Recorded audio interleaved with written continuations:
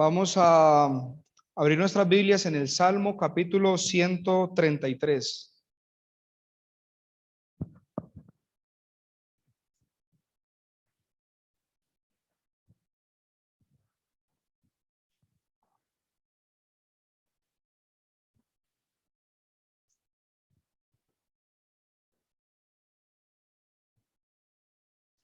Salmos capítulo 133, versículo 1. Mirad cuán bueno y cuán delicioso es habitar los hermanos juntos en armonía. Amén. Nuevamente, mirad cuán bueno y cuán delicioso es habitar los hermanos juntos en armonía. Amén. Bueno, mejor un poquito. Vamos a orar para comendarnos al Señor este tiempo. Padre que estás en el cielo, te damos gracias, Señor, porque en esta noche nos has permitido cantar a tu nombre, glorificarte, Padre Santo, y queremos que esta tu palabra que va a ser expuesta, Señor, haya cabida en cada uno de nuestros corazones y podamos ponerla por obra, Señor. Rogamos, Dios, la guía de tu Santo Espíritu, que este hombre, Señor, hable lo que tú tienes para tu pueblo, Señor. Gracias damos a ti en el nombre de Cristo Jesús. Amén. Muy bien, hermanos, vamos a mirar un poco este versículo, este pasaje que nos encanta.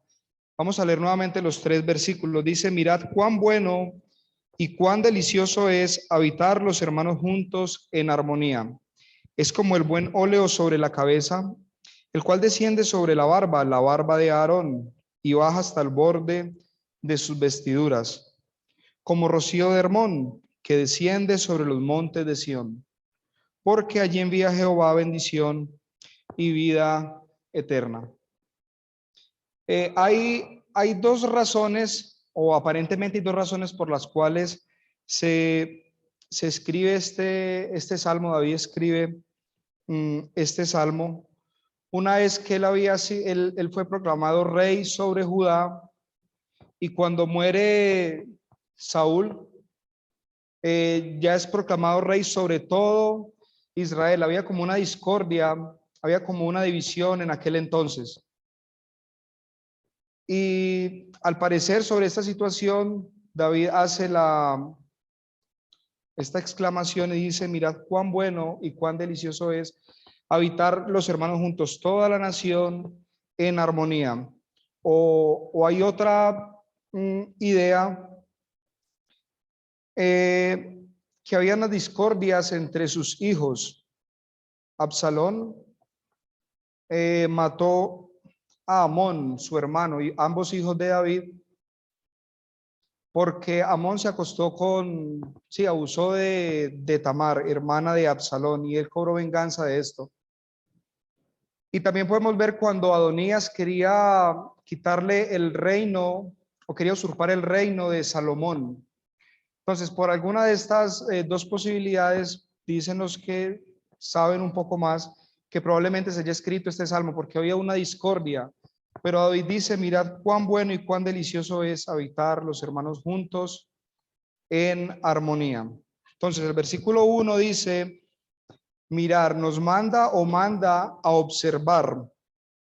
Este versículo, hermanos, está, si podemos observar, en medio de 2 signos de admiración. Esta exclamación deja ver que lo que aquí hay es causa de mucha alegría y o tranquilidad. Lo que podemos ver en este pasaje es de mucho gozo, es de mucha bendición, como vamos a ver al final en lo que se dice del versículo 3.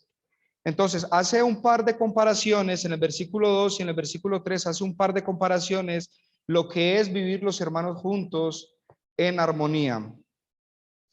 Entonces, la primero que dice es como el buen óleo sobre la cabeza, el cual desciende sobre la barba de Aarón. Vamos al libro de Éxodo, capítulo 30. Sin perder Salmos, que ahorita volvemos ahí. Éxodo, capítulo 30, el segundo libro de la Biblia.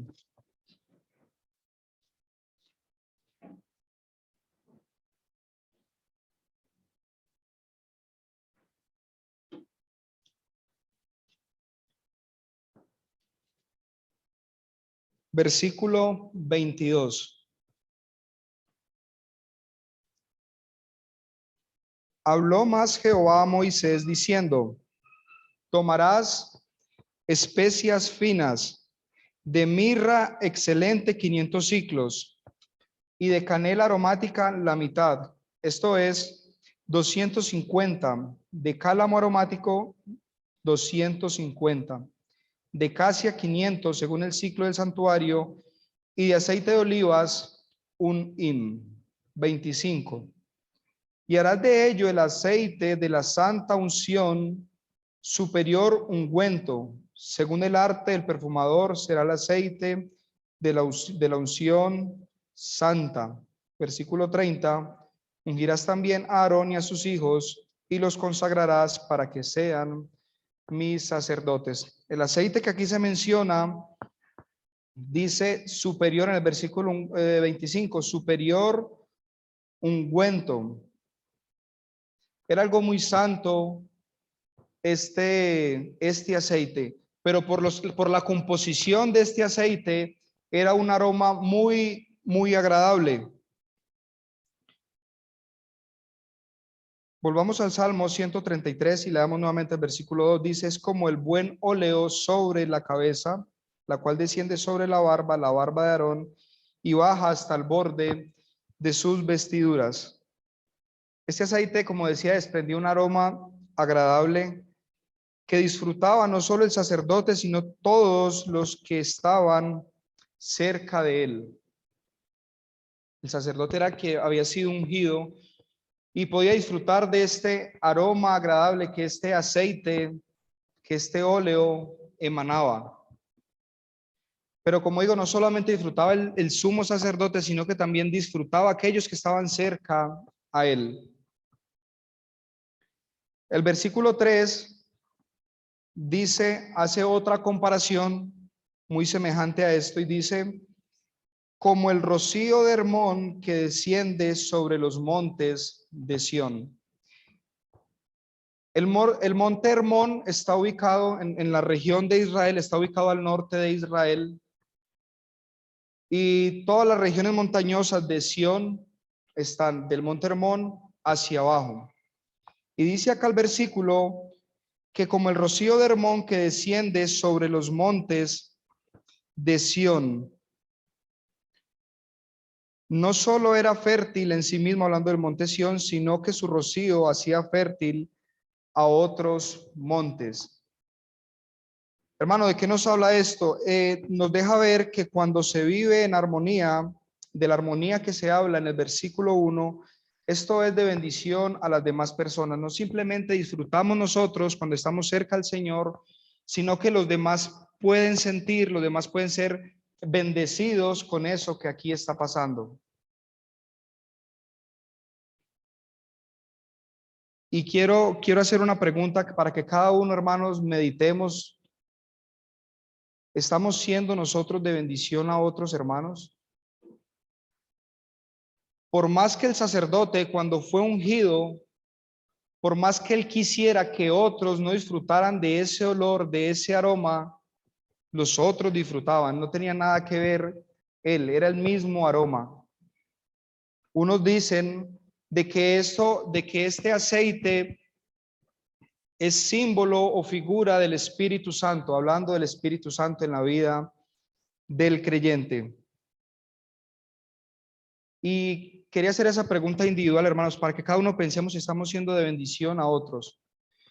Pero lo que nos dice el versículo dice que cuán bueno y delicioso es habitar los hermanos juntos en armonía.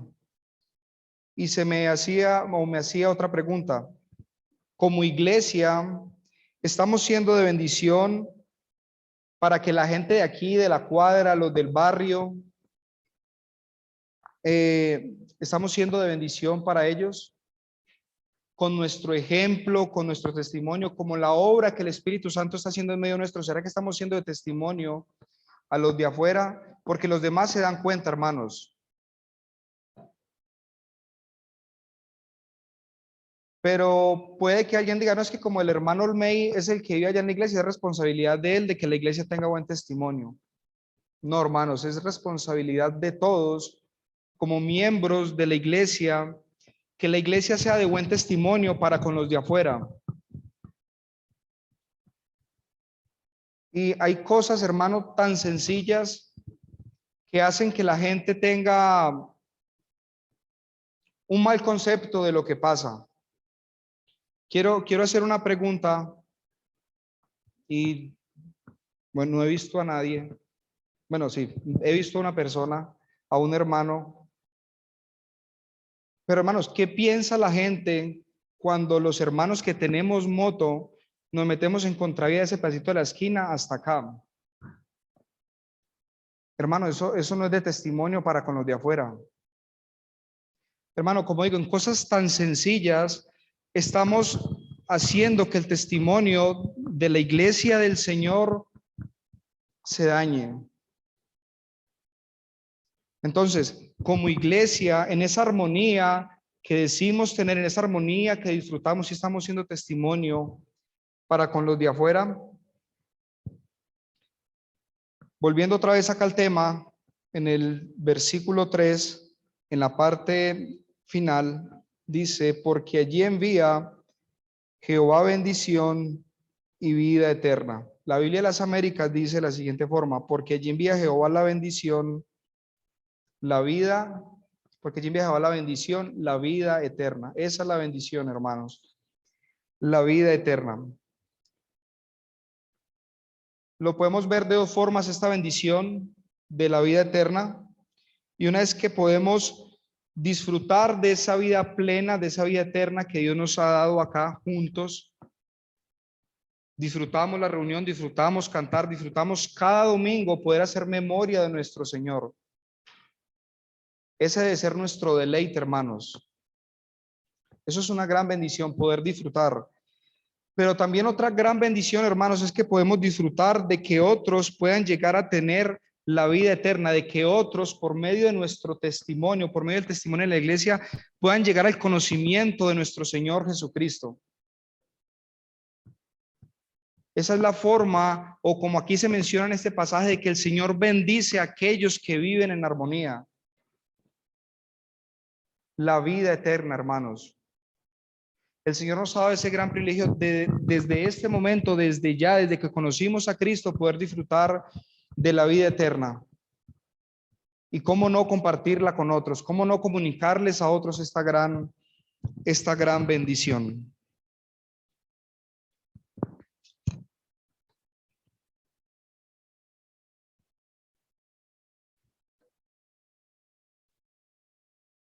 Como aquí en el versículo, vuelvo y reitero nuevamente, se habla de que vivir los hermanos juntos. Quise trasladar este pasaje a la iglesia, hacia nosotros, hermanos. Y la iglesia no está aquí por estar simplemente en la tierra. La iglesia tiene una misión. Y el hermano Samuel, los miércoles en Bugala Grande, aprovecho el momento, los invito a la reunión de Bugala Grande, miércoles a las 7 de la noche, para que nos acompañen. El hermano Samuel está dando unas prédicas sobre el libro de Hechos, y por medio de la escritura hemos podido ver que la misión de la iglesia de Cristo es extender su reino, es extender el reino de Dios aquí en la tierra, que otras personas puedan conocer a Cristo. Hermanos, pero esa misión o ese propósito de la iglesia aquí en la tierra se puede ver estorbado a causa del pecado. Si no hay unidad en la iglesia, es porque hay algún pecado, hermanos. La iglesia se estanca y no va para ninguna parte hasta que el pecado sea quitado de en medio de ella. Y quiero que veamos unos ejemplos de lo que pasaba cuando había pecado en medio del pueblo de Dios, en medio del pueblo de Israel. Vamos a mirar el primero, lo encontramos en el libro de Números, cuarto libro de la Biblia, Números capítulo 12.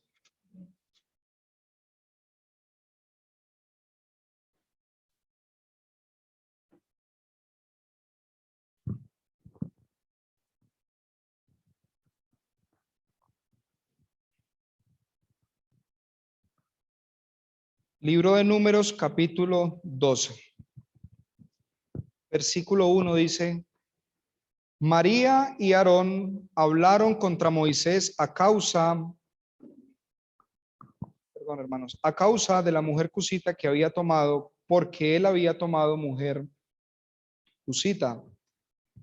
Y dijeron, Aarón, María y Aarón, solamente por Moisés ha hablado Jehová, ¿no ha hablado también por nosotros? Y los oyó. María y Aarón, como dice el título, murmuran contra Moisés, hablan de Moisés por hablar. Versículo 4, bueno, 3 dice, y aquel varón Moisés era muy manso, más que todos los hombres que había sobre la tierra. Luego dijo Jehová a Moisés, a Aarón y a María, salid vosotros tres al tabernáculo de reunión, y salieron ellos tres. Entonces Jehová encendió en la columna de nube y se puso a la puerta del tabernáculo y llamó a Aarón y a María y salieron ambos. Y él les dijo, oíd ahora mis palabras. Cuando haya entre vosotros profeta de Jehová, le apareceré en visión, en sueños hablaré con él. No así a mi siervo Moisés, que es fiel en toda mi casa.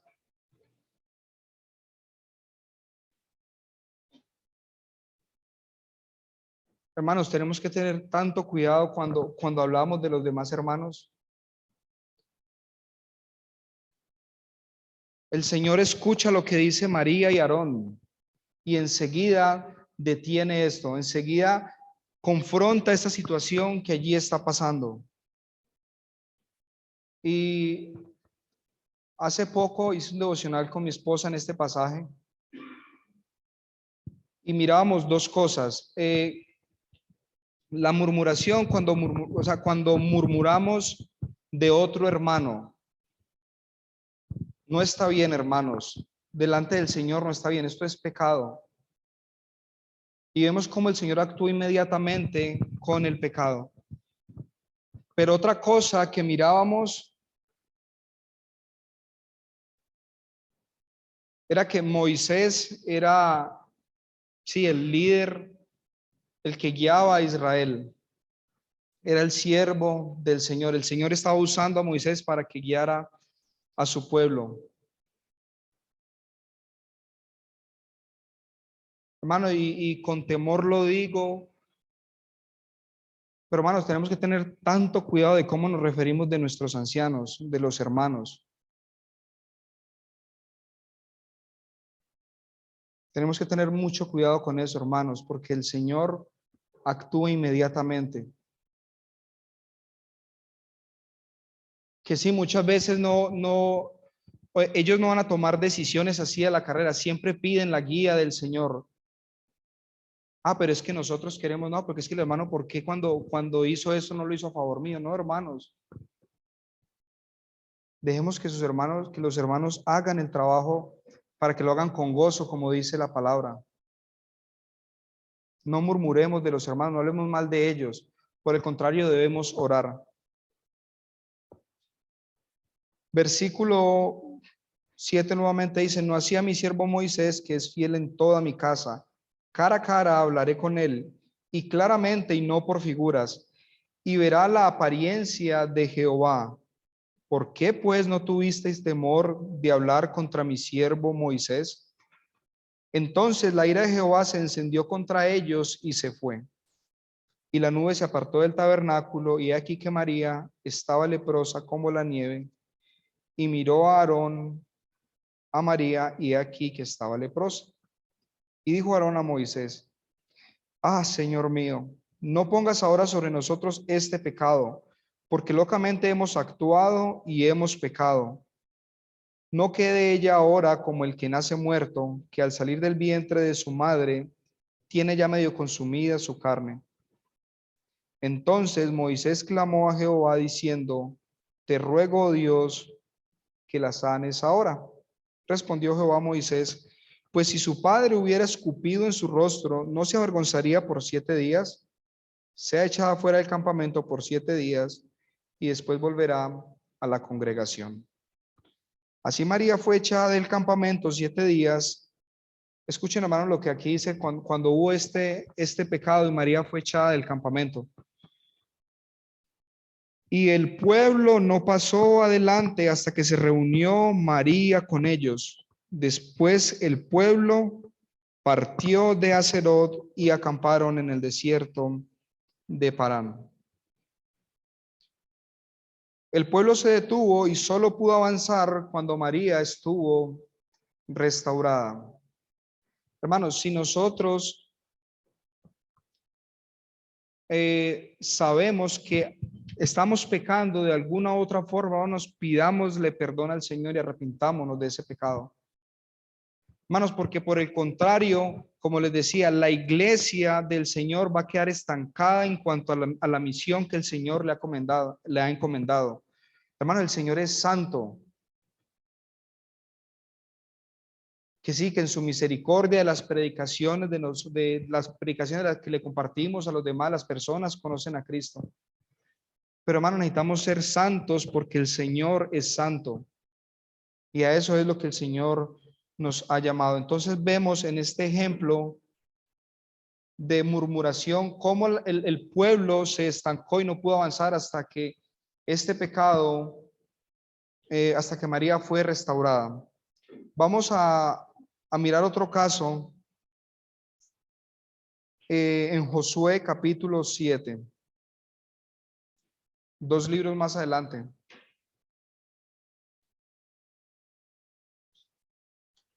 Josué capítulo 7.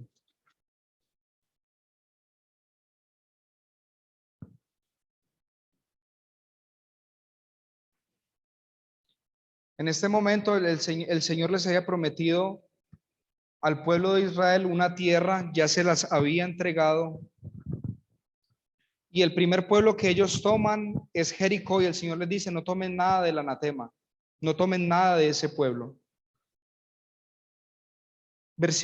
Capítulo 7, versículo 1. Pero los hijos de Israel cometieron una prevaricación en cuanto al anatema, porque Acán, hijo de Carmi, hijo de Sabdi, hijo de Sera, de la tribu de Judá, tomó del anatema y la ira se encendió contra los hijos de Israel. Podemos ver entonces cómo Acán desobedeció al Señor, tomando de aquello que el Señor le había dicho, no tomen. Versículo 4 dice, y subieron allá del pueblo, iban a tomar a otro pueblo llamado Ai. Y dice el 4, y subieron allá del pueblo como 3,000 hombres, los cuales huyeron delante de los de Ai. Y los de Ai mataron de ellos a unos 36 hombres, y los siguieron desde la puerta hasta Sebarim, y los derrotaron en la bajada, por lo cual el corazón del pueblo desfalleció y vino a ser como agua.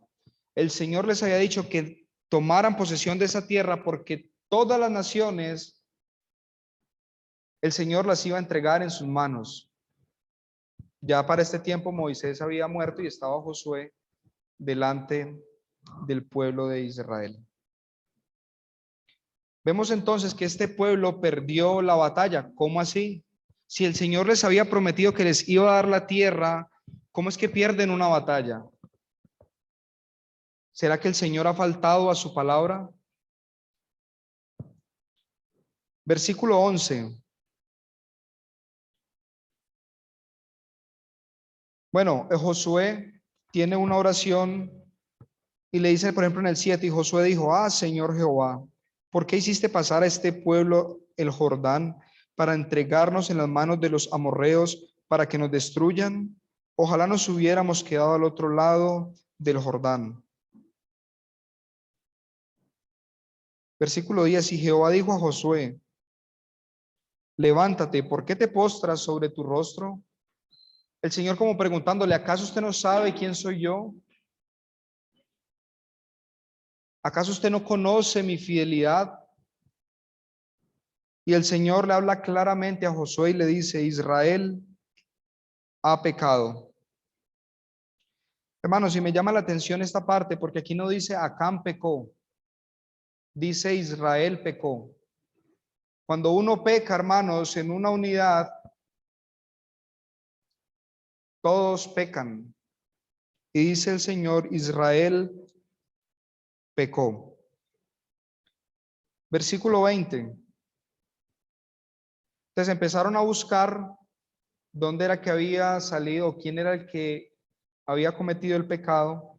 Y en el versículo 20 dice, y Acán respondió a Josué diciendo, verdaderamente yo he pecado contra Jehová, el Dios de Israel, y así he hecho. Entonces hallan a un culpable y es este hombre Acán. Se declara culpable cuando fue visto, porque empezaron a coger por la tribu, por el padre, por los hijos de este hombre, por los hijos de este, y justo llegaron a la tienda de Acán. Cuando ya se vio que no tenía otra salida, dijo, yo pequé. Y hago un paréntesis o una nota aparte. Hermanos, no esperemos a que nuestro pecado sea revelado para arrepentirnos de él.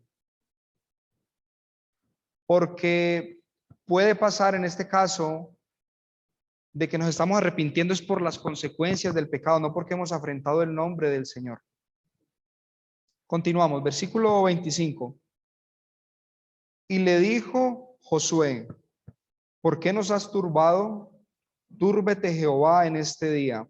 Y todos los israelitas los apedrearon y los quemaron después de apedrearlos. Y levantaron sobre él un gran montón de piedras que permanece hasta hoy. Y Jehová se volvió el ardor de su ira, y por eso aquel lugar se llama el Valle de Acor hasta hoy. El pecado fue juzgado en medio de su nación y el Señor perdonó. Mire lo que dice el capítulo 8, versículo 1. Jehová dijo a Josué, no temas ni desmayes, toma contigo toda la gente de guerra y levántate y sube a Ai. Mira, yo he entregado en tu mano al rey de Ai, a su pueblo, a su ciudad y a su tierra. Hermanos, y vuelvo y pienso o vuelvo y digo lo mismo. Si hay pecado en medio de la iglesia, hermanos, la iglesia no va a poder cumplir con la misión que el Señor ha encomendado. Pero para mí es muy complicado yo decir, hermano Samuel, arrepiéntase de su pecado, porque no, hermanos, es cuestión de cada uno. Yo sé cuál es mi pecado, yo sé en qué estoy pecando. Tengo que arrepentirme, hermanos, porque somos una unidad.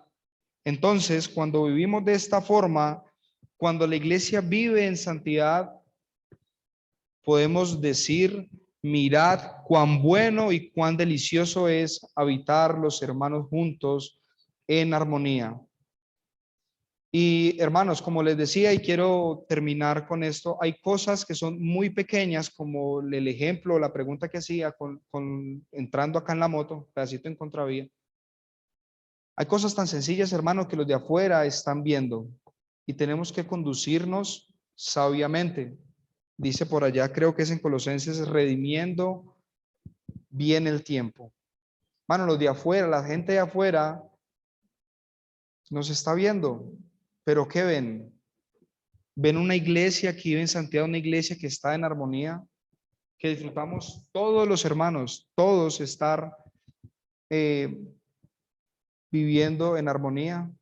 Y mire qué gran bendición el Señor da, porque allí envía Jehová la bendición. ¿Qué es la bendición? La vida eterna, para que nosotros disfrutemos de ella y la podamos compartir a los demás que no conocen de Cristo. Vamos a orar. Padre, tú eres nuestro Señor, tú eres santo y te agradecemos por este momento. Señor, gracias por tu palabra. Queremos rogarte que seas tú ayudándonos a que podamos vivir en santidad, Señor. No nos has dado un espíritu de cobardía. Tenemos tu palabra, Señor, podemos entrar libremente ante tu presencia, mi buen Señor. Queremos ser una iglesia, Dios, que glorifique tu nombre, que predique a Cristo, Señor, y que los de afuera puedan disfrutar junto con nosotros de la vida eterna y de la unidad, Señor. Te alabamos, Padre, y te damos gracias en el santo nombre de Cristo Jesús. Amén. Señor les bendiga, hermanos.